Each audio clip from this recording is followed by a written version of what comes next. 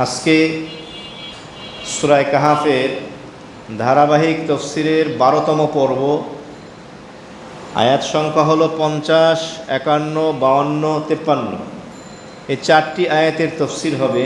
মহান আল্লাহ রাব্বুল আলামিন আমাদের সকলকে শুরু থেকে শেষ পর্যন্ত সবগুলো কথা ইখলাস ও বিনয়ের সাথে আমলের নিয়তে বলার এবং শোনার তৌফিক দান করেন, আমিন। আজকের এই 50 নম্বর আয়াতে কারিমার তফসির লিখতে গিয়ে মুফাসসিরিনে কেরামগণ নিজ নিজ তফসির গ্রন্থের ভিতরে লিখেছেন যে ইতিপূর্বে অমুসলিম কাফের মুশরিক যারা ছিল সম্পদশালী, তারা গরিব অসহায় মুসলমানদেরকে তুচ্ছ তাচ্ছিলের দৃষ্টিতে দেখত, ছোট নজরে দেখত, কারণ তারা তাকাব্বুর করত, অহংকার প্রদর্শন করত। এই অহমিকা করে তারা গরিব শ্রেণীর যারা ছিলেন তাদেরকে হ্যায় প্রতিপন্ন করত। আর আজকের এই 50 নম্বর আয়াতে কারিমার মধ্যে আলোচনা হবে এমনই এক তাকাব্বুর অহংকারের আলোচনা, যেই তাকাব্বুর এবং অহংকার সৃষ্টি হয়েছিল, শুরু হয়েছিল যার থেকে, সে হলো ইবলিস শয়তান।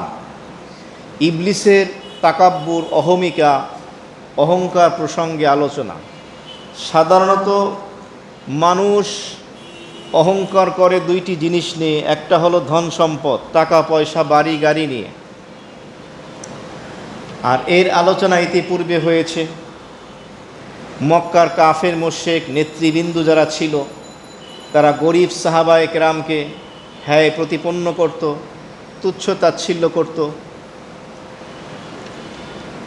এমনিভাবে ইতিপূর্বে আলোচনা হয়েছে ওই যে কাফের অমুসলিম ভাই যে সম্পদশালী ছিল, বাগানের মালিক ছিল, সে তার গরিব মোমেন ভাইকে তুচ্ছ তাচ্ছিল্য করত, অহংকার প্রদর্শন করেছিল। আর আজকের আলোচনা হচ্ছে ইবলিসের তাকাব্বুর অহংকার প্রসঙ্গে। পৃথিবীর জমিনে সর্বপ্রথম যে গুনাহ শুরু হয়, সূচনা হয়, সেটা হলো হাসাদ। আর আসমানে যে সর্বপ্রথম যে গুনাহ, সেটা হলো তাকাব্বুর অহংকার। আসমানে তাকাব্বুর অহংকার শুরু করেছিল ইবলিস, সে অহমিকা প্রদর্শন করেছিল, যার আলোচনা আজকে আমরা তাফসিরে শুনব। আর জমিনের প্রথম যে গুনাহ হয়, আদম আলাইহিস সালাতু ওয়াস সালামের 2 সন্তান হাবিল এবং কাবিল। কাবিল তার ভাই হাবিলের সাথে হাসাদ, হিংসা করেছিল। তো আসমানের প্রথম গুনাহ হলো তাকাব্বুর অহংকার, আর জমিনের প্রথম গুনাহ হলো কি? হাসাদ, হিংসা। তো এই দুইটি গুনাহ হলো জঘন্যতম ধ্বংসাত্মক গুনাহ। তো মহান আল্লাহ রাব্বুল আলামিন সূরা কাহাফের 50 নম্বর আয়াতে কারিমায় সেই ইতিহাস তুলে ধরেছেন। তিনি বলছেন, وَإِذْ قُلْنَا لِلْمَلَائِكَةِ اسْجُدُوا لِآدَمَ فَسَجَدُوا إِلَّا إِبْلِيسَ كَانَ مِنَ الْجِنِّ فَفَسَقَ عَنْ أَمْرِ رَبِّهِ أَفَتَتَّخِذُونَهُ وَذُرِّيَّتَهُ أَوْلِيَاءَ مِنْ دُونِي وَهُمْ لَكُمْ عَدُوٌّ بِئْسَ لِلظَّالِمِينَ بَدَلًا। আল্লাহ তাআলা বলেন, ওয়াইদ, হে আমার নবী মুহাম্মদ সাল্লাল্লাহু আলাইহি ওয়াসাল্লাম, আপনি স্মরণ করুন ওই মুহূর্তের কথা। কুলনা, যখন আমি আল্লাহ রাব্বুল আলামিন বললাম, অর্থাৎ নির্দেশ প্রদান করলাম, হুকুম দিলাম, লিল মালায়েকা, ফেরেশতাদেরকে। মালাকুন শব্দের অর্থ হলো ফেরেশতা, এক বচন, এর বহু বচন হলো মালায়েকা। আল্লাহ তাআলা বলেন, আমি ফেরেশতাদের হুকুম দিলাম, আদেশ দিলাম, উসজুদু লি আদামা, তোমরা আদমকে সিজদা করো। ফাসাজাদু ইল্লা ইবলিস, সকল ফেরেশতারা সিজদায় লুটিয়ে পড়ল, আদমকে সিজদা করল, একমাত্র ইবলিস ছাড়া। ইবলিস ব্যতীত সকলেই সিজদায় লুটিয়ে পড়ল। তো এই 50 নম্বর আয়াতে কারিমার শুরুতে আদম আলাইহিস সালাতু ওয়াসসালামকে সৃষ্টি করার পরে আদমকে সম্মান প্রদর্শন করার জন্য ফেরেশতাদেরকে তিনি হুকুম করেছিলেন, তোমরা আদমকে সিজদা করো। আদম আলাইহিস সালাতু ওয়াসসালামকে যে সিজদার হুকুম দেওয়া হয়েছে, এখানে প্রশ্ন আসে, সিজদাত পাওয়ার মালিক, হকদার, উপযুক্ত, যোগ্য তো একজন, তিনি কে? তাহলে আদমকে কেন তিনি সিজদা করতে হুকুম দিলেন? তো এর উত্তর হলো, সিজদা হলো দুই প্রকার। এক প্রকারের সিজদা হলো সিজদায়ে উলুহি, ইলাহ, স্রষ্টা হিসাবে, সৃষ্টিকর্তা হিসাবে সিজদার মালিক একজন, তিনি কে? এই সিজদা পৃথিবীতে কাউকে করা যাবে না। এমনকি যে সমস্ত পদ্ধতিতে, নিয়মে, কায়দা কানুনে আল্লাহর ইবাদত বন্দেগী করা হয়, ওই পদ্ধতিতেও কোনো মানুষকে সম্মান দেখানো যাবে না। যখন রুকুর মাধ্যমে আমরা নামাজ আদায় করি, সিজদার মাধ্যমে সলাত আদায় করি, বাইতুল্লাহর তওয়াফ করি, তো একজন মানুষ আরেকজন মানুষকে শরিয়াত কর্তৃক যে নির্ধারিত পদ্ধতি রয়েছে ইবাদতের, যে ইবাদতের হকদার হলেন একমাত্র আল্লাহ, ওই পদ্ধতিতে কাউকে সম্মান দেওয়া যাবে না। সিজদায় উলুহি, স্রষ্টা হিসাবে, আল্লাহ হিসাবে সিজদার মালিক হলেন আল্লাহ, এই সিজদা কোনো যুগেই জায়েজ ছিল না, এখনো জায়েজ নেই, কিয়ামত পর্যন্ত জায়েজ নেই। আর দ্বিতীয় আর এক প্রকারের সিজদা হলো সিজদায়ে তাজিমি, সম্মান সূচক সিজদা। সম্মান সূচক সিজদা কোনো নবী রসুলের শরিয়াতে জায়েজ ছিল, যেমন ইউসুফ আলাইহিস সালাতু ওয়াসসালামের শরিয়াতে জায়েজ ছিল। আমরা ইতিপূর্বে সূরা ইউসুফের তাফসীর শুনেছি, সেখানে আমরা জেনেছি ইউসুফ আলাইহিস সালাতু ওয়াসসালামকে তার 10 ভাই এবং তার বাবা মা কি করেছিলেন? সিজদা করেছিলেন। ইন্নী রাআইতু আহাদা আশারা কাওকাবা, তার বইমাত্রীয় 10 ভাই আর তার এক আপন ভাই, মোট কত? 11 জন। এবং চন্দ্র এবং সূর্য, 11টি নক্ষত্র, চন্দ্র এবং সূর্যকে আমি স্বপ্নে দেখলাম, তারা আমাকে সিজদা করছে। আর এই স্বপ্নের ব্যাখ্যা বাস্তবায়িত হয়েছে। ইউসুফ আলাইহিস সালাতু ওয়াসসালাম যখন মিশরের রাষ্ট্র ক্ষমতা পান, তখন তারা তাকে সিজদা করেছিলেন, কিন্তু সেই সিজদা ছিল সিজদায়ে তাজিমি, সম্মানসূচক সিজদা। আর আদম আলাইহিস সালামকে যে আল্লাহ তাআলা ফেরেশতাদের সিজদা করার হুকুম দিয়েছেন, এটাও ছিল সিজদায়ে তাজিমি, সম্মানসূচক সিজদা। তো সম্মানসূচক সিজদা কোনো নবীর শরিয়াতে কোনো জামানায় জায়েজ ছিল, কিন্তু বর্তমানে সেটাও কি নেই? জায়েজ নেই। এমনকি মুহাম্মদ সাল্লাল্লাহু আলাইহি ওয়াসাল্লামের শরিয়াতেও সম্মানসূচক সিজদা কি নাই? জায়েজ নেই। এক হাদিসের মধ্যে এসেছে, সাহাবী নবীজিকে বলেন, ইয়া রাসূলুল্লাহ, পারস্যের প্রজারা তাদের বাদশাকে কত সম্মান করে, আমাদের মনে চায় আপনাকে আমরা তো মোহাব্বত করি, সম্মানসূচক সিজদা করি। আল্লাহর হাবিব বললেন যে মানুষের জন্য মানুষকে সিজদা করা কি নাই? জায়েজ নেই। যদি জায়েজ হতো আমি আদেশ করতাম প্রত্যেক স্ত্রী যেন তার স্বামীকে সিজদা করে, তবে সিজদা করা কি নাই? জায়েজ নাই। এর দ্বারা স্বামী মর্যাদা বোঝা যায়। এখানেও সম্মানসূচক সিজদা ছিল। তো আল্লাহ রাব্বুল আলামিন সকল ফেরেশতাদেরকে আদেশ করলেন, তোমরা আদমকে সিজদা করো। ফাসাজাদু, সকল ফেরেশতারা আদমের সামনে সম্মানসূচক সিজদায় লুটিয়ে পড়ল, ইল্লা ইবলিস, একমাত্র ইবলিস ছাড়া। ইবলিস সিজদা করল না। কেন? ইবলিস তাকাব্বুর করল, অহংকার প্রদর্শন করল। কুরআনে কারীমের অন্যত্র এসেছে, ওয়াইদ ক্বালা রাব্বুকা লিল মালাইকা ইন্নী খালিকুম বাশারাম মিন সালসালিম মিন হামাইম মাসনুন ফাইদা সাওয়াইতুহু ওয়া নাফাখতু ফীহি মির রূহি ফাকউ লাহু সাজিদিন। স্মরণ করুন ওই মুহূর্তের কথা এই আয়াতে কারিমার তাফসীর লিখতে গিয়ে আল্লামা ইবনে কাসির রাহমাতুল্লাহ আলাইহি তাফসীর ইবনে কাসিরের ভিতরে এই আয়াতে কারিমা নিয়ে এসেছেন। স্মরণ করুন ওই মুহূর্তের কথা যখন আপনার রব আল্লাহ রাব্বুল আলামিন ফেরেশতাদেরকে সম্বোধন করে বললেন, আমি ঠনঠনে কর্দমাক্ত কাদাযুক্ত ঠনঠনে মাটির থেকে আমি বনি আদমকে বানিয়েছি। অতঃপর যখন ফাইদা সাওয়াইতুহু আদমের আকৃতি যখন আমি দিলাম, ওয়ানাফাকতু ফীহি মির রূহি এবং আদমের ভিতরে আমি কুদরতিভাবে রূহ ফুঁকে দিলাম, ফাকাউ লাহু সাজিদিন সবাই সকল ফেরেশতারা আমার হুকুম পালনার্থে সিজদায় লুটিয়ে পড়ল।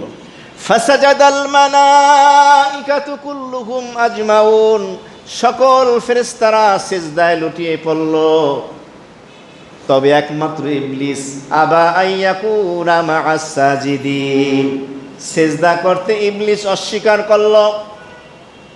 আল্লাহ রাব্বুল আলামিন তখন ইবলিসকে বলেছিলেন, ইয়া ইবলিস মা লাকা আল্লা তাকুনা মা'আস সাজিদিন ফেরেশতাদের সাথে তুমি কেন আদমকে সিজদা করলে না? সিজদা করা থেকে তুমি কেন বিরত রইলে? আদমকে সিজদা করতে অস্বীকার করলো এই ইবলিস, সে সিজদা করলো না। কেন করলো না? মুফাসসিরিনে কিরামগণ লিখেছেন এর কারণ হলো ইবলিস অহংকার প্রদর্শন করেছিল, তাকাব্বুর করেছিল। সে বলেছিল আনা খায়রুম মিনহু আমি তো আদমের থেকে উত্তম, খলাকতানি মিন নার আমি শয়তানকে ইবলিসকে, তখন তার নাম শয়তান ছিল না, কেউ কেউ বলেছেন তখন তার নাম ছিল হারিস, কেউ কেউ বলেছেন তখন তার নাম ছিল আজাজিল। কি নাম ছিল? আজাজিল। তখন ইবলিস বলল আনা খায়রুম মিনহু আমি আদমের থেকে উত্তম। উত্তম জিনিস অনুত্তমকে কিভাবে সিজদা করে, কিভাবে সম্মান প্রদর্শন করে? খলাকতানি মিন নার আপনি আমাকে আগুন দিয়ে বানিয়েছেন, অখলাকতাহু মিন তিন আর আদমকে বানিয়েছেন মাটি দিয়ে। আগুনের স্বভাব, আগুনের ধর্ম হলো উপরের দিকে যায়, আর মাটির স্বভাব হলো মাটি যায় কোন দিকে? তাহলে আমাকে বানাইছেন আগুন দিয়া, আমি কেন মাটির তৈরি আদমকে সিজদা করব? এখানে সে যুক্তি পেশ করেছিল। মুফাসসিরিনে কিরামগণ লেখেন আল্লাহ তাআলার সামনে সে লজিক নিয়ে আসছে, যুক্তি নিয়ে আসছে। মনে রাখবেন মহান আল্লাহ রাব্বুল আলামিনের হুকুম যখন এসে যাবে তখন আর যুক্তির ঘোড়া দৌড়ানো যাবে না। হুকুম এসে গেলে অবনত মস্তকে সেই হুকুম মেনে নিতে হবে। এর ভিতরই নাজাত, মুক্তি, পরিত্রাণ, কামিয়াবি। আর এর বিপরীত গেলেই ব্যর্থতা, ধ্বংস ছাড়া, এছাড়ার বিকল্প আর কোনো রাস্তা নেই। ইবলিস অহংকার প্রদর্শন করেছিল। এই মালউন ইবলিস অভিশপ্ত। তাহলে ইবলিসের থেকে তাকাব্বুর, অহমিকা, অহংকার সৃষ্টি হয়। পক্ষান্তরে আদম আলাইহিস সালাতু ওয়াস সালামের থেকে তাওয়াজু, বিনয় এবং নম্রতা সৃষ্টি হয়। বলুন সুবহানাল্লাহ। তাহলে যারা তাকাব্বুর, অহংকার প্রদর্শন করবে এক অর্থে তারা মুফাসসিরিনে কিরামগণ বলেন তারা ইবলিসের অনুসারী। আর যারা বিনয় অবলম্বন করবে, নম্র হবে, নিজেকে ছোট মনে করে নেবে, তারা আদম আলাইহিস সালামের অনুসারী। সুবহানাল্লাহ। মানুষ যেন ধোঁকা না খায়, কারণ ইবলিস এই পৃথিবীটাকে নিত্য নতুন সৌন্দর্যমণ্ডিত করে মানুষের সামনে উপস্থাপন করে। মানুষ মুগ্ধ হয়ে যায়, বিমোহিত হয়ে যায়, সে হারামের পিছনে, নাজায়েজের পিছনে ছুটতে থাকে। আল্লাহ পাক সাবধান করে দিচ্ছেন, সাবধান, এই ক্ষণস্থায়ী ধ্বংসপ্রাপ্ত পৃথিবীর ক্ষণিকের এই সামান্য সুখের জন্য চিরস্থায়ী জান্নাতের এই নিয়ামত থেকে তোমরা মাহরুম হইও না, বঞ্চিত হইও না। আল্লাহ তাআলা সতর্ক করতেছেন। এই জন্য নবী বলেছেন ক্বালা রাসূলুল্লাহ সাল্লাল্লাহু আলাইহি ওয়াসাল্লাম মান তাওয়াযআ লিল্লাহ রাফাহুল্লাহ ওয়া মা তাকাব্বারা ওয়াযাহুল্লাহ আও কামা ক্বালা সাল্লাল্লাহু আলাইহি ওয়াসাল্লাম। আল্লাহর নবী বলেন কোন ব্যক্তি যদি আল্লাহ রাব্বুল আলামিনের সন্তুষ্টির জন্য, আল্লাহকে পাওয়ার জন্য বিনয় অবলম্বন করে, নম্রতা প্রদর্শন করে, নিজেকে ছোট মনে করে, নিজেকে খাটো মনে করে, বিনয় অবলম্বন করে, রফাহুল্লাহ, আল্লাহর হাবিব বলেন আল্লাহ রাব্বুল আলামিন ওই ব্যক্তিকে দুনিয়া এবং আখিরাতে দোনো জাহানে সম্মান এবং ইজ্জতের মর্যাদার মুকুট পরিয়ে দিবেন। সুবহানাল্লাহ। বিনয় অবলম্বন করলে, নম্রতা প্রদর্শন করলে, নিজেকে ছোট মনে করলে দোনো জাহানে বড় বানিয়ে দেবেন কে? আল্লাহ। ওমান তাকাব্বারা, আর যেই ব্যক্তি অহংকার প্রদর্শন করে, অহমিকা করে, নিজেকে বড় মনে করে, সম্পদের কারণে হতে পারে, টাকা পয়সা, বাড়ি গাড়ি, নারী, পাওয়ার ক্ষমতা, ব্যাংক ব্যালেন্স, জায়গা জমিন, ফ্ল্যাট প্লট, বিত্ত বৈভব, প্রাচুর্য, ঐশ্বর্য, শিক্ষা দীক্ষা, ডিগ্রি, সুন্দর দেখতে রাজপুত্রের মতো, রাজকন্যার মতো, সকলকে বানিয়েছেন কে? আল্লাহ। একজন আর একজনকে তুচ্ছ তাচ্ছিন্ন যদি করে, হ্যাঁ প্রতিপন্ন করে, নিজেকে যদি বড় মনে করে, আল্লাহর হাবিব বলেন ওয়াজাহুল্লাহ, আমার আল্লাহ ওই ব্যক্তিকে দোনো জাহানে, পৃথিবী এবং আখেরাতে, দুনিয়া এবং আখেরাতে অপদস্থ করবেন, লাঞ্ছিত করবেন। এই জন্য নবীজি দোয়া করতেন, হে আল্লাহ আমার চোখে আপনি আমাকে ছোট বানান, আর মানুষের চোখে আমাকে বড় বানান। আমাদের অবস্থা হলো আমরা নিজের চোখে নিজেকে অনেক বড় দেখি, আর অন্যান্য মানুষদেরকে আমরা ছোট দেখি। এমনকি দিনদার যারা আছে, নামাজি, দিনের লাইনে যারা আছে, তাদের ভিতরেই বিমারি শুরু হয়ে গেছে। কারো দাড়ির সাইজ যদি একটু ছোট হয়, তাহলে মনে করে দিনদারিতে মনে হয় আমার থেকে কম, নাউজুবিল্লাহ মিন যালিক। কারো দাড়ি যদি না থাকে, মনে করে দিনদারিতে মনে হয় কম। দাড়ি রাসূলুল্লাহ সাল্লাল্লাহু আলাইহি ওয়াসাল্লামের সুন্নাত, সেটা আলাদা মাসালা, কিন্তু সুন্নত তরিকায় দাড়ি, লেবাস, পোশাক ঠিক আছে, ইবলিসের মতো ঘৃণতম কাজ করে এরকম মানুষ নাই? আল্লামা ইকবাল দাড়ি ছিল না, আল্লাহর কত বড় দেওয়ানা ছিল। হাদিসের গবেষণা করতে গেলে, হাদিসের আলোচনা করতে গেলে, তাফসীর করতে গিয়ে আল্লামা ইকবালের কথাগুলো, কবিতাগুলো নিয়ে আসতে হয়। কারি আব্দুল বাসেত দাড়ি ছিল। এর অর্থ আবার আমি আপনাদেরকে দাড়ি রাখার প্রতি অনুৎসাহিত করছি তা না, আমি বুঝাচ্ছি কম্পেয়ার করে। কেউ কাউকে ছোট মনে করা যাবে না। মিটা দে আপনি হাসনি কো अगर कुछ मर्तबा चाहो कि दाना खाक में मिलकर गुले गुलजार बनता है। কবি বলেন, দেখো তোমরা, এক প্রকারের পাখি আছে, গাছের ফল খায়, ওই গাছের ফলের বিচিগুলো সরিষা দানার থেকেও ছোট ছোট হয়। ওই পাখিটা যখন ফলটা খাওয়ার পরে মল ত্যাগ করে, ওই ফলের ছোট্ট ছোট্ট গুড়ি গুড়ি বিচিগুলো, দানাগুলো যখন জমিনের সাথে নিজেকে বিলীন করে দেয়, মিটিয়ে দেয়, তখন ওই ছোট্ট দানা থেকে বিশাল বট বৃক্ষ তৈরি হয়ে যায়। ছোট্ট একটা দানা যখন সে নিজেকে মিটিয়ে দিল, বিলীন করে দিল মাটির সাথে, ওই ছোট্ট দানা থেকে বিশাল বট বৃক্ষ হয়। বট গাছ ছোট না বড়? প্রত্যেক গ্রামে মোটামুটি একটা দুইটা থাকে, বিশাল বট গাছ। তো কবি বলেন, তুমি তোমার নিজের আমিত্বকে, আনানিয়াত, তোমার নিজের আমিত্বকে মিটিয়ে দাও, আল্লাহ তোমাকে বট বৃক্ষের মতো বড় বানিয়ে দেবেন। সুবহানাল্লাহ। এখান থেকে মেসেজ যে তুমি তাকাব্বুর নয়, তুমি তাওয়াজু অবলম্বন করো, বিনয় অবলম্বন করো, নিজেকে ছোট মনে করো। এর মাধ্যমে জানা যায় যে ইবলিসের পরিণাম কি হয়েছিল। ফাখরুজু মিনহা ফাইন্নাকা রাজিম ওয়া ইন্না আলাইকা লানাতা ইলা ইয়াউমিদ্দিন। সাথে সাথে রব্বুল আলামিন ইবলিসকে বললেন, বের হয়ে যা আমার জান্নাত থেকে, আমার এই সীমানা থেকে বের হয়ে যা। আসমান থেকে তাকে বের করে দেওয়া হলো, তাকে অভিশপ্ত করা হলো। তিম্মালউন, অভিশপ্ত, শেষ দিবস পর্যন্ত তোর উপরে লানত, অভিশাপ চলতে থাকবে। আর তোকে একটা আবেদন করার কারণে একটা মেয়াদ দেওয়া হলো শেষ দিবস পর্যন্ত। তো ইবলিস এভাবে বের হয়ে গেল। এবার আসি, এই যে ইবলিসের অবাধ্যতার কারণে, নাফরমানির কারণে তাকাব্বুর অহংকারের কারণে আল্লাহর রহমান থেকে সে বঞ্চিত হয়ে গেল।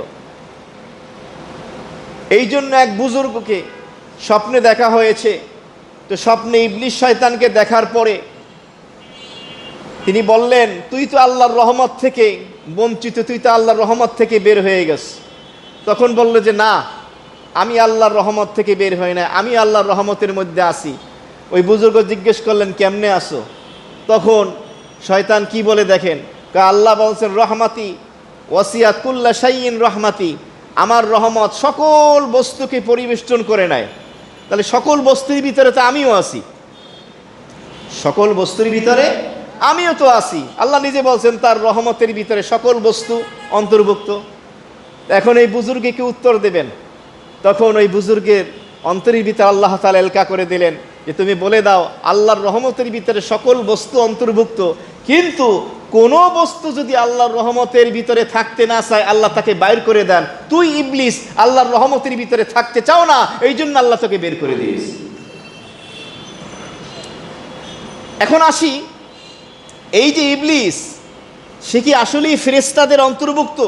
সে কি ফেরেশতা ছিল কিনা, নাকি সে জিন? কারণ এখানে আল্লাহ তাআলা আদমকে সিজদা করতে বলেছেন, কাদেরকে সম্বোধন করে? ফেরেশতাদেরকে। তাহলে প্রশ্ন আসে, হুকুম যেহেতু ফেরেশতাদেরকে করেছেন, সকল ফেরেশতা করছে, ইবলিস করে নাই, তাহলে ইবলিস কি ফেরেশতা ছিল? মুফাসসিরিনে কেরামগণ বিভিন্ন মত ব্যক্ত করেছেন। কেউ কেউ বলেছেন যে ইবলিস ফেরেশতা ছিল, তা না হলে হুকুম করছেন ফেরেশতাদেরকে। এখন যদি হুকুম ইবলিস না মানে আর ইবলিস যদি ফেরেশতা না হয়, তাহলে তো হুকুম অমান্য হলো না। কথা বুঝতেছেন? আল্লাহ বলছেন ওয়াইদ কুলনা লিল মালাইকাতি, স্মরণ করেন ওই মুহূর্তের কথা, ও আমার নবী, আমি যখন বললাম ফেরেশতাদেরকে উসজুদু লি আদামা, তোমরা আদমকে সিজদা করো। হুকুম করছেন জিন জাতিকে, শয়তানকে, না ফেরেশতাদেরকে? তাহলে সব ফেরেশতা সিজদা করছে আদমকে, সম্মানসূচক সিজদা, ইবলিস করে নাই। তাহলে হুকুম যদি ফেরেশতাদেরকে হয়, তাহলে ইবলিসের তো ফেরেশতা হওয়ার কথা। এই জন্য কেউ কেউ বলেন সে ফেরেশতাদের অন্তর্ভুক্ত। তবে কারো কারো ব্যাখ্যা হলো ফেরেশতাদের বিভিন্ন শ্রেণী আছে। ফেরেশতাদের একটা শ্রেণী আছেন যারা হলেন জিন জাতি, তাদের অন্তর্ভুক্তি ছিল এই ইবলিস, একটা মত পাওয়া যায়। তবে সব থেকে প্রণিধানযোগ্য, উল্লেখযোগ্য, শক্তিশালী মত হলো যে ইবলিস আসলে ফেরেশতা ছিল না, ইবলিস ছিল জিন জাতির অন্তর্ভুক্ত। তার প্রমাণ এই আয়াতের পরের অংশে পাওয়া যায়, কানা মিনাল জিন্নি, ইবলিস ছিল জিন জাতির অন্তর্ভুক্ত। তাহলে প্রশ্ন আসে, আদমকে সিজদা করতে বললেন ফেরেশতাদেরকে, ইবলিস যদি জিন হয়, সে যদি সিজদা করতে অস্বীকার করে, তাহলে তো আল্লাহর হুকুম লঙ্ঘন হলো না? প্রশ্ন আসে কি না? তার উত্তরে মুফাসসিরিনে কেরামগণ লিখেছেন, ইবলিস যদিও জিন জাতির অন্তর্ভুক্ত ছিল, কিন্তু ইবলিস আল্লাহ তাআলার এক একটা আসমানে এত বেশি পরিমাণে আল্লাহ তাআলার ইবাদত বন্দেগী করেছে যে আল্লাহ পাক ফেরেশতাদের নেতা বানিয়ে দিয়েছে। এক বর্ণনা আসছে প্রথম আসমানের দায়িত্বে ছিল। কেউ কেউ বলেন জান্নাত জাহান্নামের বিভিন্ন দায়িত্বে, কেউ কেউ বলেন কোনো কোনো বর্ণনা আসছে যে ইবলিস এভাবে জান্নাতের এক দরজার মেহেরবান মানে প্রহরী ছিল, এই বর্ণনাও পাওয়া যায়। তো ইবলিস ইবাদত বন্দেগী ফেরেশতাদের সাথে করতে করতে ফেরেশতাদের সাথে কেমন জানি মিশে গিয়েছিল। তো ফেরেশতাদেরকে হুকুম করার এর মানে ইবলিসও এদের অন্তর্ভুক্ত। সুতরাং ফেরেশতারা যেমনিভাবে সিজদা করবে, ইবলিসও করবে। কেন সে সিজদা করল না? মুফাসসিরিনে কেরামগণ আয়াতের তাফসিরে লিখেছেন যে ইবলিস তো আসলে ফেরেশতা না, সে তো জিন। ফেরেশতারা আল্লাহর হুকুম কখনো অমান্য করে না, কারণ কোরআনে কারিমে আছে লা ইয়াসুনাল্লাহা মা আমারাহুম ওয়া ইয়াফআলুনা মা ইউমারুন। আল্লাহ তাআলা ফেরেশতাদেরকে যখন কোনো আদেশ করেন, তারা আল্লাহর নাফরমানি করেন, অবাধ্য হয় না। যখন কোনো কাজের হুকুম প্রদান করেন, সাথে সাথে সেই হুকুম পালন করে ফেরেশতারা। তাহলে ইবলিস যেহেতু ফেরেশতা না, এই জন্য সে হুকুম পালন করে নাই। কিন্তু ইবাদত বন্দেগী করতে করতে সে আবেদ হয়ে গিয়েছিল। সে অনেক বড় আলেমও ছিল, অনেক বড় জ্ঞানী ছিল, ইবাদত গুজার ছিল। যখনই আল্লাহ তাআলা তাকে হুকুম করলেন সিজদা করার জন্য ফেরেশতাদের সাথে, তখন তার আসল চরিত্র প্রকাশ পেল। কারণ সে অহংকার করল, আমাকে তো আগুন থেকে তৈরি করা হয়েছে, আমি কেন মাটির তৈরি আদমকে সিজদা করব। তার মূল আসল চরিত্র ফুটে উঠল, যার কারণে সে আল্লাহ তাআলার হুকুম লঙ্ঘন করল। আদমকে সিজদা করলো না, এর অর্থ কি? আল্লাহর হুকুম লঙ্ঘন করলো। এটা অনেক বড় অপরাধ, আল্লাহর হুকুম লঙ্ঘন করা। উলামায়ে কেরাম বলেন, ইবলিস শয়তান একটা মাত্র হুকুম লঙ্ঘন করছেন, আর আদমকে মাত্র একটা সিজদা করতে বলা হয়েছে। ওই এক সিজদা না করার কারণে অভিশপ্ত মালউন হয়েছে।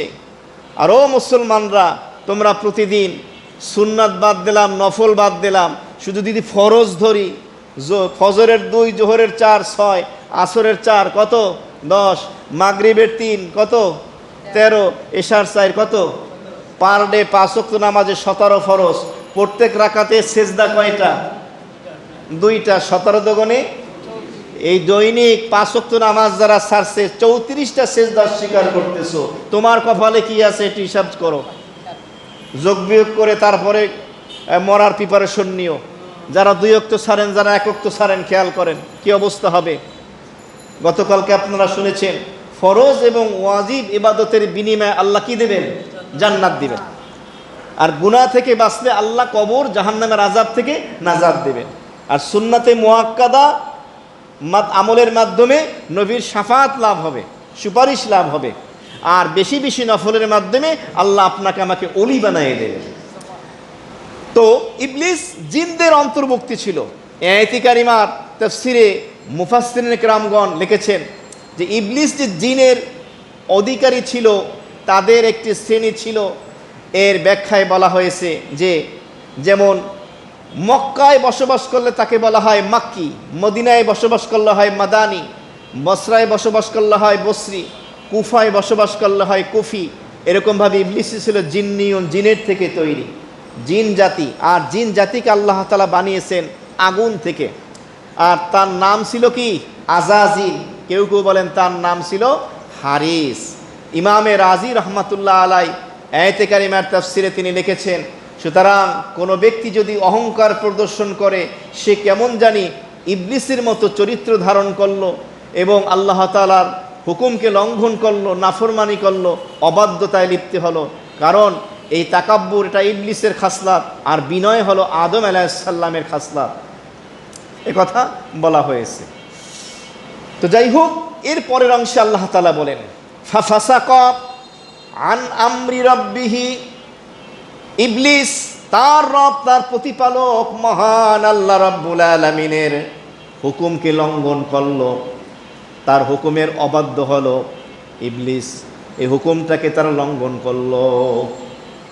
তাহলে ইবলিসকে শয়তান বলা হয়। শয়তান শব্দের অর্থ কি? কেউ বলেছেন শয়তান শব্দটা শাতানুন থেকে আসছে, শিন তোয়া নুন, শাতানুন। এর অর্থ হলো রশি, দড়ি। এগুলো তাহকিক, বিশ্লেষণমূলক কথা, সব জায়গায় পাবেন না। ব্যাখ্যায় কিতাবে লেখা হয়েছে শয়তানের কাছে অনেকগুলো রশি আছে, যারা দুর্বল তাদেরকে দুর্বল রশি দিয়ে বাঁধে, আর যারা সবল অগর মজবুত রশি দিয়ে বাঁধে, যাতে করে সে গুনাহ করাতে পারে। কিছু লোক আছে এক রশি দিয়ে বাঁধলে সারা বছর গুনাহ করতে থাকে, আর কিছু আছে সুইটে যায় আবার বাঁধতে হয়। এভাবে শয়তান আল্লাহর অবাধ্যতায় নাফরমানির ভিতরে লিপ্ত করার জন্য এভাবে বেঁধে ফেলে। এখন আসি তাফসীরের ভিতরে বলা হয়েছে যে ইবলিস শয়তানের কি স্ত্রী আছে কিনা, তার সন্তান সন্ততি আছে কিনা। তো তাফসীরে লেখা হয়েছে যে হ্যাঁ আছে। কেমনে বুঝলাম আছে? তার ব্যাখ্যায় বলা হয়েছে এই আয়াতে কারিমায়, আফাতাত্তাখিযুনাহু আও যুররিয়াতাহু আউলিয়া মিন দুনি ওয়া হুম লাকুম আদু। আল্লাহ রাব্বুল আলামিন বলেন, আফাতাত্তাখিযুনাহু, তোমরা কি ইবলিসকে গ্রহণ করবা, ওয়া যুররিয়াতাহু, এবং তার সন্তানদেরকে, অনুসারীদেরকে তোমরা কি গ্রহণ করবা, আউলিয়া, অলির বহুবচন আউলিয়া, এর অর্থ হলো বন্ধু, এর অর্থ হলো অভিভাবক, সাহায্যকারী। তোমরা কি ইবলিস শয়তানকে এবং তার সন্তান সন্ততি অনুসারীদেরকে অভিভাবক রূপে গ্রহণ করতে চাও মিন দুনি, আমাকে বাদ দিয়ে? তো যুররিয়াতুন শব্দের অর্থ হলো সন্তান সন্ততি। স্ত্রী ছাড়া কি সন্তান সম্ভব? তাহলে বোঝা গেল ইবলিসের কি আছে? স্ত্রী আছে, তার সন্তান সন্ততি আছে। তাফসিরের ভিতরে ইবলিসের সন্তানদের নামও আছে, যারা উল্লেখযোগ্য। নামগুলো শোনেন। 1 নম্বরে হলো লাকিন, 2 নম্বরে হলো ওয়ালহান, 3 নম্বরে হাফাফ, 4 নম্বরে মোর্রা, 5 নম্বরে জাল নাবুর, 6 নম্বরে মাতুস, 7 নম্বরে আওয়ার, 8 নম্বরে ইয়াসার, 9 নম্বরে ওয়াসেম। এগুলো হলো ইবলিসের বিশেষ যারা শয়তান, ওই সন্তান ইবলিস শয়তানের, ওদের নাম। এক এক শয়তানের এক এক কাম। যেমন যেই শয়তানের নাম হলো ওয়ালহান, এই ওয়ালহান নামক শয়তান কি কাজ করে? বনি আদম যখন উজু করতে যায় অসওয়াসা দেয়, কুমন্ত্রণা দেয়, এই অঙ্গ ঠিক মতো ধোয়া হয় নাই, এই অমুক অঙ্গ শুকনা রয়ে গেছে, এরকম হয় কি না? হয়, হাদিসে আসছে। এমনিভাবে যখন গোসল করতে যাবেন অসওয়াসা দেবে, নামাজ পড়তে যাবেন অসওয়াসা দেবে। কয় রাকাত পড়লাম? 2 রাকাত না 3 রাকাত? 1 রাকাত না 2 রাকাত? এই কেরাত কি পড়ছি কিনা?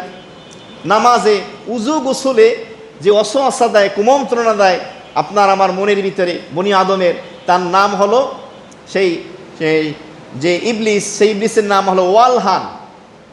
এমনিভাবে আর একটা শয়তান যার নাম হলো জাল নাবুর। এই জাল নাবুরের কাজ কি? জাল নাবুরের কাজ হলো মানুষ যখন বাজারে যায়, তো বাজারে যাওয়ার পরে যে বিক্রেতা মিথ্যা কথা বলে যে পণ্য বিক্রি করে, এই মিথ্যার প্রতি তাকে উৎসাহ দেয়, বিভিন্ন মিথ্যা কসম খাওয়ার প্রতি তাকে উৎসাহ দেয়, যার কারণে ক্রেতা বিক্রেতা ক্রয় বিক্রয় ঠিকই করে, মিথ্যার আশ্রয় নেয়, ধোকার আশ্রয় নেয়। এমনিভাবে আর একটা শয়তান আছে, যেই শয়তানটার নাম হলো আপনার আওয়ার। আওয়ার নামক যে শয়তান, ওই শয়তানের কাজ হলো মানুষকে জিনায় ব্যভিচারে লিপ্ত করার প্রতি মানুষকে উৎসাহ দেয়। নাউজুবিল্লাহ মিন যালিক। আর একটা শয়তান যার নাম হলো মাতুস, ওই শয়তানের কাজ হলো সমাজের ভিতরে মানুষের ভিতরে মিথ্যা গুজব রটায়। আর একটা শয়তান যার নাম হলো ওয়াসেম, এই ওয়াসেমের কাজ হলো ইয়াসার। এই ইয়াসারের কাজ হলো সে কোনো মানুষ যখন মারা যায় তখন যেন চিৎকার করে বিলাপ করে, যেন আত্মীয় স্বজন কান্নাকাটি করে, এই জিনিসের প্রতি উৎসাহ দেয়। আর একটা শয়তানের নাম হলো ওয়াসেম, ওর কাজ হলো ও মানুষ ঘরে যখন প্রবেশ করবে তখন ওর ভিতরে একটা চেতনা তৈরি করে দেয়, ও বিসমিল্লাহ আল্লাহর নাম নিয়ে ঘরে ঢোকে না, ঘরে ঢুকে সালাম দেয় না, যার কারণে ঘরের ভিতরে মালামালগুলো এদিক সেদিক দেখার পরে ওর রাগ উঠে যায়, এরপরে ঝগড়া বাঁধাইয়ে দেয় পরিবারের সাথে। এটা শয়তানের কাজ। আর একটা শয়তান আছে, যেই শয়তান বিশেষ করে নামাজের ভিতরে আপনাকে আমাকে ধোঁকা দেয়। রসুল্লাহ সাল্লাল্লাহু আলাইহি ওয়াসাল্লামের কাছে সাহাবী এসে বললেন, ইয়া রাসূলুল্লাহ, আমি যখন নামাজে দাঁড়াই আমার মনে থাকে না আমি কোন রাকাতে আছি, আমি রাকাত ভুলে যাই। তা আমাদের রাকাত ভুলে যাওয়া এটা কি মানে কঠিন কোনো বিষয়? সাহাবায়ে কেরামের যদি এই অবস্থা হয়, আমি আপনি কোথায় আছি, কোথায় আলী, কোথায় পাইলার তলি, কোথায় গুলিস্তান আর কোথায় ফিলিস্তিন, কোন ইমামের যদি 1 রাকাত ভুল হয় তো খবর আছে। 14-15 বছরে মাত্র 2 বার ভুল হয়েছে, তাই দ্বিতীয়বার কমিটির কাছে গিয়ে বলছে, হুজুরে ভুল করছে। অথচ আমি সহু সিজদা দিছি, সহু সিজদা দিছি আমি, এটা ভুল বলে নাকি? চিন্তা করতে পারেন, 15 বছরে 2 বার সহু সিজদা দিছি, আমার বরত্ব বা কৃতিত্ব না। অথচ আমি আমার বন্ধু বান্ধবের খবর নেই, কি কন, আমরা প্রতি মাসে দেই। এমন মুসল্লিও আছে, কি আজিব, শুনে আমি কষ্ট পাইছি, কি অদ্ভুত মানুষ সমাজে। অথচ আমি সহু সিজদা করছি। এমন না যে নামাজ বাতিল হয়ে গেছে আবার আমি নতুন করে নামাজ পড়ছি, বিষয়টা এমন না। ভুলে দাঁড়ায় গেছে, পরে বসার পরে তো সহু সিজদা করছে, নামাজ তো হয়ে গেছে। কি অদ্ভুত! এই কথাগুলো শুনলে মনে কষ্ট লাগে। চুলদারি সব পাইকে গেছে নামাজের টেনশনে। তো যে কথা বলতেছিলাম, যেই শয়তানটা নামাজের ভিতরে অসওয়াসা দেয়, নবী বলেন তার নাম হলো খিনজিব। কিনা? খিনজিব নামক যে শয়তান, ওই শয়তানটা বিশেষভাবে নামাজের ভিতরে এমনিভাবে মুফাসসিরিনে কেরামগণ তাফসিরে লেখছেন, ইবলিস শয়তান প্রতিদিন পানির উপরে তার সিংহাসন বসাইয়া সারাদিনের কারগুজারি শুনে, তার সন্তানাদি অনুসারী যারা আছে ডাকে, কে কি কাজ করছো শোনা। কেউ এসে বলে অমুককে দিয়ে চুরির কাজ করাইছি, ডাকাতি করাইছি, বিভিন্ন রকমের। ইবলিস বলে না, মন মতো হয় নাই, পছন্দ হয় না। একটা ল্যাংড়া শয়তান এসে বলে আমি একটা কাজ করছি বস। কি কাজ? স্বামী স্ত্রীর ভিতরে দিছি লাগাইয়া ঝগড়া, ডিভোর্স, তালাক হয়ে গেছে। ইবলিসের ডাকে কাছে, এদিকে আয়, তুই হইলি আমার আসল শিষ্য। তার মানে স্বামী স্ত্রীর মাঝে ঝগড়া বাঁধানো, এটা ইবলিসের কাছে অত্যন্ত প্রিয় একটা কাজ। নাউজুবিল্লাহ। স্বামী স্ত্রীর খুঁটিনাটি ঝগড়ার মাধ্যমে হতেই পারে, আল্লাহ না করুক ডিভোর্স, তালাক যদি হয়ে যায়, শুধু একটা নারী একটা পুরুষের ভিতরে বিচ্ছেদ হয় নাই, দুই ফ্যামিলির যত আত্মীয় স্বজন আছে সবার সাথে সম্পর্ক ছিন্ন হয়ে গেল। আবার যদি তালাক দিয়ে ফেলে স্বামী, তালাক হয়ে যায়, সমাজের ভয়, সন্তান আছে, লজ্জার মাসালা জিজ্ঞেস করে না, ওই ঘর করতে থাকে, তওবা করে, ইস্তেগফার করে। জেনা হইতেছে, লাভ হইতেছে শয়তানের। অনেকে বলেও না সন্তান আছে বড় বড়, কি করবো, আল্লাহ মাফ করে দেবে, আল্লাহ মাফ করে দেবে। যদি তালাক হয়ে থাকে সাবধান, স্বামী স্ত্রী ঝগড়ার দিকে যাবেন না। যদি হয় রাগ করে হয়তো কথা বললেন না, ঘর থেকে বের হয়ে গেলেন, পরে চলে আসেন, তালাক শব্দ মুখে আনবেন না। আর আমাদের অবস্থা হলো, যতক্ষণ পর্যন্ত স্বামীর মেজাজ গরম না হবে, স্ত্রী বলতেই থাকে, ইগোতে মারতেই থাকে, এমন এমন কথা বলে স্বামী উত্তেজিত হয়ে যায়। আর স্বামীর অবস্থা হলো এমন কপাল পোড়া, যতক্ষণ পর্যন্ত তালাক শব্দ না বলবে ঠান্ডা হয় না, মাথা ঠিক হয় না। যে তালাক দেয় এই ঠিক হয়, হ্যাঁ কি করলাম মানে গেছে, সব শেষ। এই জন্য আমার স্মরণ থাকলে মনে হলে আমি দুইটা জিনিসের উপরে বেশি গুরুত্ব দিই।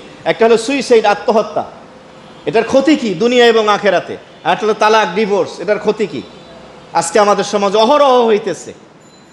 আল্লাহ আমাদের হেফাজত করে, বলি আমিন।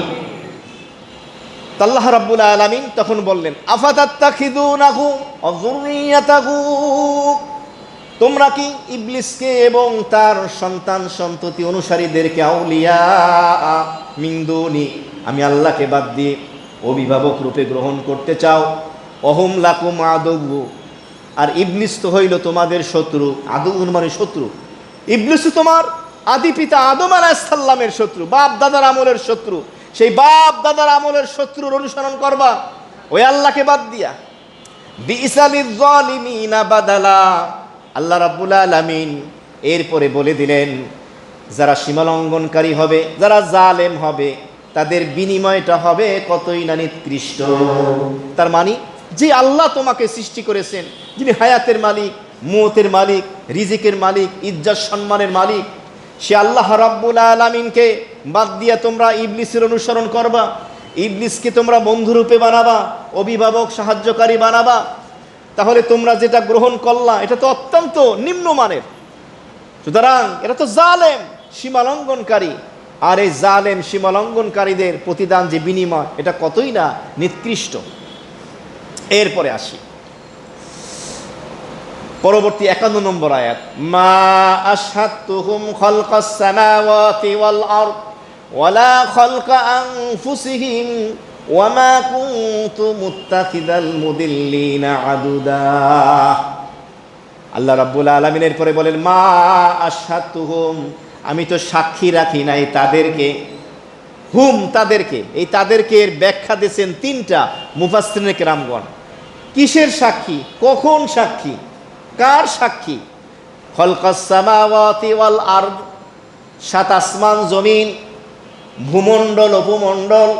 আল্লাহ রাব্বুল আলামিন বলেন, আমি আসমান এবং জমিন যখন সৃষ্টি করি তখন তো তাদেরকে সাক্ষী রেখে আমি উপস্থিত করি নাই, সাক্ষী রাখি নাই। ওয়ালা খালকা আনফুসিহিম, শুধু আসমান জমিন না, ওদেরকেও, যাদেরকে সাক্ষী রাখতে বলো, ওদেরকেও সৃষ্টি করার সময় তো আমি ওদেরকে সাক্ষী রাখি নাই। এক তো হলো আসমান জমিন সৃষ্টি করার সময়ও ওদেরকে সাক্ষী রাখিনি, আর একটা হলো ওদেরকে যখন সৃষ্টি করি তখনও তো ওদেরকে আমি সাক্ষী রাখিনি।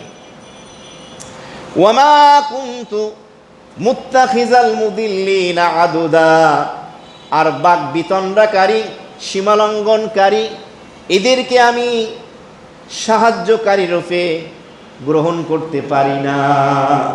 এটা হলো সূরা কাহাফের 51 নম্বর আয়াতে কারিমার শাব্দিক অনুবাদ। এখন আসি আয়াতে কারিমার তাফসিরে। মুফাসসিরিনে কেরামগণ 3টা মত ব্যক্ত করেছেন। প্রথম হলো আসমান এবং জমিন সৃষ্টি করার সময় এবং তাদেরকে সৃষ্টি করার সময় তাদেরকে তো আমি সাক্ষী রাখি নাই। এর অর্থ কি? এর প্রথম ব্যাখ্যা হলো তাদেরকে বলতে বোঝানো হয়েছে শয়তান, ইবলিস এবং তার সন্তান সন্ততি, তার অনুসারীদেরকে। তাহলে আসমান জমিন সৃষ্টির সময় তো ওদের কোনো অস্তিত্বই ছিল না, ওদেরকে আবার সাক্ষী রাখবো কি? আর একটা হলো আসমান জমিন সৃষ্টি করার জন্য আমার তো কারো সাহায্যের দরকার নাই, তাহলে ওদেরকে আমি সাক্ষী রাখবো কেন, উপস্থিত রাখবো কেন? আর একটা অর্থ হলো যদি সাক্ষী রাখার দরকারও হয়, সাহায্যের প্রয়োজন হয়, তাহলে ওদেরকে কেন আমি নেব? আমি নেব ভালো মানুষ যারা আমার রাস্তা থেকে আমার বান্দাকে পথভ্রষ্ট করে গোমরা করে, তাদেরকে আমি কেন সাহায্যকারী রূপে সাক্ষী রূপে আমি রাখবো? প্রশ্নই আসে না। এই ব্যাখ্যা দিয়েছেন। তাহলে একটা অর্থ হলো শয়তান, ইবলিস শয়তান এবং তার অনুসারী। আর একটা তাফসীর হলো তাদেরকে বলতে উদ্দেশ্য হলো মুশরিক, যারা আল্লাহর সাথে অংশীদার সাব্যস্ত করে। আল্লাহ বলেন মুশরিকদেরকেও আমি আসমান জমিন সৃষ্টির সময় এবং তাদেরকে সৃষ্টি করার সময় উপস্থিত রাখি নাই, সাক্ষী রাখি নাই, কারণ তাদের অস্তিত্বই ছিল না, তারা তো আমার সাথে শিরিক করে বসে আছে। আর একটা ব্যাখ্যা হলো এর দ্বারা উদ্দেশ্য হলো ফেরেশতা। আসমান জমিন সৃষ্টির সময় এবং তাদেরকে সৃষ্টি করার সময় আমি ফেরেশতাদেরকেও সাহায্যকারী রূপে সহযোগী রূপে আমি উপস্থিত করি না এবং সাক্ষী রূপে আমি তাদেরকে রাখিনি। এই 3টি মত পাওয়া যায়, কারণ তাদেরকে আমার সাক্ষী রাখার প্রয়োজন নেই। আর আমি সাক্ষী যদি রাখতেও চাই, এটা তো আমার খোদাইয়ের পরিপন্থী না। আল্লাহ তো হলেন সমস্ত কিছু থেকে বেনিয়াস, শুধু বলেন কুন ফায়াকুন, সাথে সাথে হয়ে যায়। সুতরাং আমি কেন সাহায্যকারী নেব, সহযোগী নেব, সাক্ষী নেব? আমার তো এর প্রয়োজন নেই। আর যদি নেইও, এ সমস্ত গোমরা পথভ্রষ্ট লোকদেরকে আমি কেন নেব? ভালো মানুষদেরকে নেব। নিলেও এই ব্যাখ্যা দেওয়া হয়েছে। সুতরাং তোমরা এরপরও এই ইবলিস এবং তার অনুসারীদেরকে আমাকে বাদ দিয়ে অভিভাবক রূপে, সাহায্যকারী রূপে তোমরা গ্রহণ করতে চাও। বিষয়টা কেমন? আয়াতে কারিমার তাফসীর লিখতে গিয়ে এমনকি ঈসা আলাইহিস সালাতু ওয়াস সালামের কথা বলা হয়েছে। কিয়ামতের ময়দানে, হাসরের ময়দানে ঈসা আলাইহিস সালাম বলবেন, আল্লাহ, যারা আমাকে আপনার সাথে শরীক করেছে, যারা বলেছে আমি ঈসা আল্লাহর সন্তান, বলেন নাউযুবিল্লাহি মিন যালিক। আমার মা মারিয়াম, তার স্বামী হলো আল্লাহ, বলেন নাউযুবিল্লাহি মিন যালিক। আমার জন্য আপনাকে পিতা সাব্যস্ত করেছে, আপনার সন্তান সাব্যস্ত করেছে আমাকে, আমার মাকে আপনার স্ত্রী সাব্যস্ত করেছে। আমি এই সমস্ত ব্যাপারে বেখবর ছিলাম, আমি জানতাম না। ওরা আমাদের অনুসরণ করেছে যদিও, কিন্তু আমি ওদেরকে মানি না, আর ওদের পক্ষ আমি নিচ্ছি না। আপনি আমাকে বাঁচান, আমি এর ভিতরে নাই। আজকে যারা তৃত্ববাদ নিয়ে চার্চ এবং গির্জায় যে সমস্ত খ্রিস্টানরা আছেন, তাদের জীবন দিয়ে দিচ্ছেন, ধন সম্পদ, টাকা পয়সা, ব্যাংক ব্যালেন্স সব কিছু তাদের তৃত্ববাদ প্রতিষ্ঠা করার জন্য, যে এক হলেন গড, আর এক হলেন মেরি, আর এক হলেন যিশু। যিশু মানে ঈসা, গড হলেন আল্লাহ, মেরি হলেন মারিয়াম।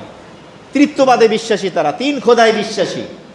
এই কারণে দেখবেন ক্রুশ চিহ্ন তারা ব্যবহার করে, ঈসা আলাইহিস সালামের প্রতীক ব্যবহার করে। ঈসা আলাইহিস সালাম তাদের বিরুদ্ধে সেদিন দাঁড়িয়ে যাবেন, আল্লাহ, আমি এই শিরিকের ভিতরে নেই, আমি এগুলো জানতাম না, আমি তাদেরকে এগুলো করতে বলিনি। তা আল্লাহ রাব্বুল আলামিন তখন এই কথা বলে দিলেন যে আমি তো এই বাক বিতণ্ডাকারীদেরকে সাহায্য রূপে গ্রহণ করতে পারি না। 52 নম্বর আয়াতে কারিমা, ওয়ায়াউমা ইয়াকুলু নাদু শুরাকাইয়াল্লাযীনা যাআমতুম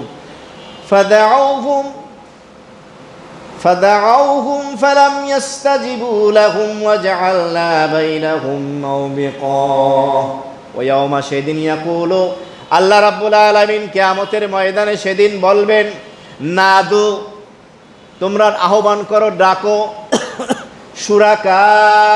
শুরাকা শারিকের বহু বচন, অংশীদার।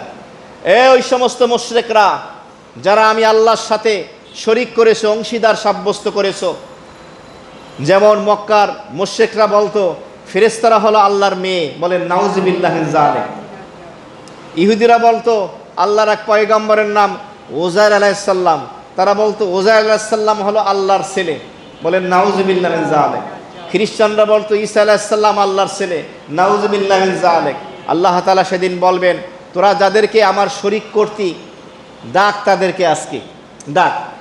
আল্লাযীনা যাআমতুম, যাদের ব্যাপারে তোমরা দুনিয়াতে হায়াতের জিন্দেগিতে ধারণা করতা, বিশ্বাস করতা তোমাদেরকে কিয়ামতের ময়দানে নাজাত দিবে। এমনকি মুসলমানদের ভিতরেও কিছু ফিরকা, কিছু শ্রেণী আছে, যেমন শিয়া সম্প্রদায়, তাদের ভিতরে কিছু শ্রেণী আছে, তারা ইয়া আলী, ইয়া ফাতেমা, ইয়া হাসান, ইয়া হুসাইন, এবং তারা বলে কিয়ামতের ময়দানে এই আলী, হাসান, হুসাইন আমাদেরকে নাজাতের ব্যবস্থা করে দেবে। নাউযুবিল্লাহি মিন যালিক। তো এই যে শিরিক যারা করত তাদেরকে তখন আল্লাহ তাআলা বলবেন, তোমরা তোমাদের শরিকদেরকে ডাকো, যাদের ব্যাপারে তোমরা ধারণা করতা আজকে তোমাদের সাহায্য তারা করবে, সহযোগিতা, সহায়তা করবে, এই আযাব থেকে মুক্তির ব্যবস্থা করবে, ডাকো। ফাদাউহুম, তখন তারা তাদের শরিকদেরকে ডাক দেবে। যখন ডাক দেবে, ফালাম ইয়াস্তাজিবু লাহুম, তাদের ডাকে তারা আর সাড়া দেবে না। তখন আর এই নেতা নেত্রীরা অনুসারীদের ডাকে আর সাড়া দেবে না। যখন সাড়া দেবে না, তখন আল্লাহ তাআলা বলেন ওয়াজআলনা বাইনাহুম মাওবিকা। আল্লাহ রাব্বুল আলামিন বলেন, তখন আমি অনুসারী এবং অনুসৃত যারা ডাকতো এবং যাদেরকে ডাকতো উভয় শ্রেণীর মাঝে একটা বিভেদ তৈরি করে দেব, একটা দেয়াল তৈরি করে দেব, যার কারণে একজন আরেকজনকে দেখতে পাবে না। মাওবিকা শব্দের ব্যাখ্যায় বলা হয়েছে, এর অর্থ হলো জাহান্নামের একটা প্রাচীর, একটা দেয়াল। কেউ বলেছেন জাহান্নামের একটা ময়দান, কেউ বলেছেন ধ্বংসের একটা স্থান, কেউ কেউ বলেছেন যে জাহান্নামের আগুনের একটা হ্রদ, কেউ কেউ বলেছেন জাহান্নামের আগুনের একটা সাগর, যার পাশে খচ্চরের আকৃতির কালো কৃষ্ণবর্ণের সাপ থাকবে। মোট কথা, তখন উভয়ের মাঝখানে একটা ধ্বংসের দেয়াল, প্রাচীর দিয়ে দেওয়া হবে। ওই প্রাচীর প্রতিস্থাপন করা হবে, কেউ আর কেউ কাউকে দেখতে পাবে না, সাহায্য করতে পারবে না। আজকের 53 নম্বর আয়াতে কারিমা, ওয়ারাআল মুজরিমুনান নার ফাযান্নু আন্নাহুম ওয়াকিউহা ওয়া লাম ইয়াজিদু আনহা মাসরিফা। ওয়ারাআল মুজরিমুন, মুজরিমুন শব্দের অর্থ হলো মুজরিমুনা। সেদিন জাহান্নামীরা, অপরাধীরা, পাপীরা দেখতে পাবে আন্নার। আন্নার অর্থ জাহান্নাম। জাহান্নাম যখন দেখতে পাবে, তাফসীরের ভিতরে মুফাসসিরিনে কিরামগণ লিখেছেন, জাহান্নামীরা আযাবের ভয়, শাস্তির ভয়ে টেনশনের ভিতরে পড়ে যাবে, এক দুশ্চিন্তার ভিতরে 400 বছর চলে যাবে। কয়শো বছর? 400 বছর কাটায় দেবে। দাঁড়ায় থাকবে কতদিন? 50,000 বছর। কত বছর? 50,000 বছর দাঁড়ায় থাকবে। এবং তারা তখনও ধারণা করবে, মনে হয় মুক্তির একটা পথ পাওয়া যেতে পারে, বিকল্প একটা ব্যবস্থা হয়ে যাবে, নাজাত পেয়ে যাব। যেমন একটা শ্রেণী আপনারা সমাজে পাবেন যে আমাদের নেত্রীর হাতে আলাউদ্দিনের চেরাগ আছে, যতই বিপদ আসুক, আন্দোলন আসুক, ব্যবস্থা একটা হয়ে যাইবে, সুতরাং পালানোর দরকার নাই। কিন্তু আল্লাহর ধরা বড় ধরা, অনেক বড় ধরা।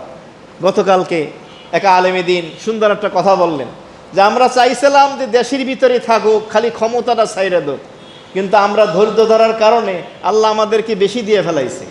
ক্ষমতা তো গেছে গেছে, পালাইয়েই গেছে, সব পালাইছে। তো আমরা যা চেয়েছি তার থেকে আল্লাহ বেশি দিয়েছেন না কম দিয়েছেন? এবং বিশ্ব রেকর্ড হয়ে গেছে, একবারে 300-300-এর অধিক সাংসদ শেষ, কে কোথায় আছে কোনো খবর নাই। তো জাহান্নামীরাও একটা আশা নিয়ে থাকবে, মনে হয় বিকল্প কোনো ব্যবস্থা আছে, নাজাত পাবো। কিন্তু পরের আয়াতে আসতেছে, যখনই তারা দূর থেকে 40 বছরের রাস্তার দূরত্ব থেকে তারা জাহান্নামের আগুন দেখতে পাবে, বলেন নাউযুবিল্লাহ। ফাযান্নু, যখন তারা জাহান্নামের আগুন দেখবে, তারা ধারণা করে নেবে, তারা বুঝে নেবে, বিশ্বাস করে নেবে, আন্নাহুম, তারা মুওয়াকিউহা, ওই জাহান্নামের আগুনের ভিতরে পতিত হবে, নিক্ষিপ্ত হবে। যখন জাহান্নামের আগুন দেখবে তখন ওই আশা শেষ, আর আশা নাই। হেলিকপ্টার কি উপরে উঠে গেছে, এখন আর কোনো আশা নাই, বুঝে গেছে আন্নাহুম মুওয়াকিউহা, যে তারা ওই জাহান্নামের আগুনেই পতিত হবে।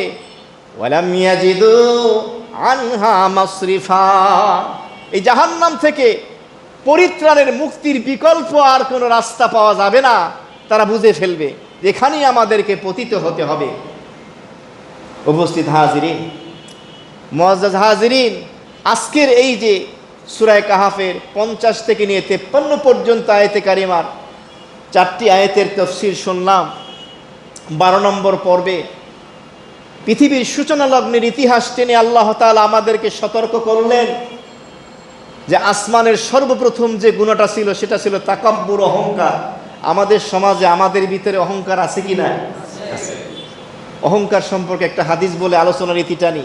নবী বলেন, লা ইয়াদখুলুল জান্নাহ মান কানা ফি কলবিহি মিসকালা যাররাতিন মিনাল কিবির, আও কামা ক্বালা সাল্লাল্লাহু আলাইহি ওয়াসাল্লাম। আল্লাহর হাবিব ইরশাদ ফরমান, কোনো ব্যক্তির অন্তরের ভিতরে যদি সরিষা দানা পরিমাণ কিবির থাকে, অহংকার থাকে, ওই লোকটা আল্লাহর জান্নাতে প্রবেশ করতে পারবে না। এখন এই অহংকার থেকে মুক্ত হতে হবে।